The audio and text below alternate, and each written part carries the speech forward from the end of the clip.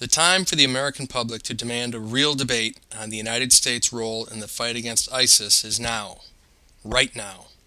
Any objective assessment of the facts and dynamics at play points to the inescapable reality that a perfect storm of abject horror, opportunity for vindication, tactical ability, and public support has formed which could justify war without restraint.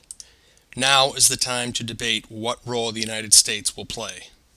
In October, ISIS bombed a Russian jetliner. 224 people, most of whom were Russian vacationers, literally fell from the sky. 2 days ago, ISIS methodically murdered over 120 people in Paris. Horror was everywhere, with thousands of cell phone videos memorializing the massacre. Since the day he assumed power, Putin has longed to reassert Russia as a military superpower.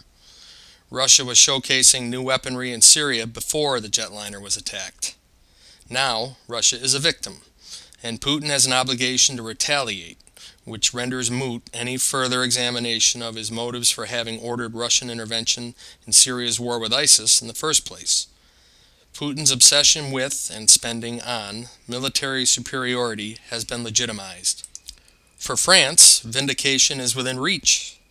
French President François Hollande declared ISIS attacks to be acts of war, not terror or cowardice or barbarism, war. His reaction is as consequential to the rest of the world as the bombs and bullets were to Paris itself.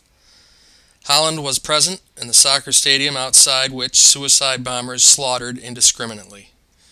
For many commanders-in-chief, war is an abstract thing. Not so for Hollande. He felt the jolt and saw the body parts. The acrid stench of carnage engulfed him. He tasted war. France is going to trade up from the surrender first moniker with which it has been maligned for so long. For Russia and France, they have accelerated straight past the gloves are off stage. The brass knuckles are on. And each possesses the tactical ability to convert rage to ruin. Russia's redoubted military requires no further introduction. Of considerably less notoriety is the fact that France has had nuclear weapons since 1960. The most compelling reason for the United States to debate its involvement in the war against ISIS is that public support exists on a multi-continental scale for extreme measures. I cannot be the only person who believes that the war with ISIS could involve nuclear weapons. If nothing else, ISIS has succeeded in convincing the world that its objectives are non-negotiable. This, combined with the parade of high-def, elaborately produced videos ISIS has released depicting murder of civilians by decapitation, drowning, burning, and bullets, has positioned ISIS as an urgent, kill them by any means necessary enemy. Another under-discussed reality is that there is a flip side to the refugee crisis ISIS has created. People fleeing ISIS-controlled territories number in the millions.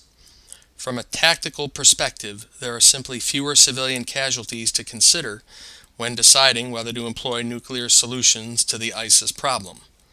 Military decisions are made tactically. Complicating the situation further is the fact that the Middle East is fractured on the war against ISIS. There is no unanimity among Saudi Arabia, Iran, Iraq, and Syria. The United States' relations with other countries will suffer, and consequences will follow. The only variable is the identity of the nation or nations that oppose us. Our position as global leader has never been more tenuous than it is now. Are we going to lead this fight?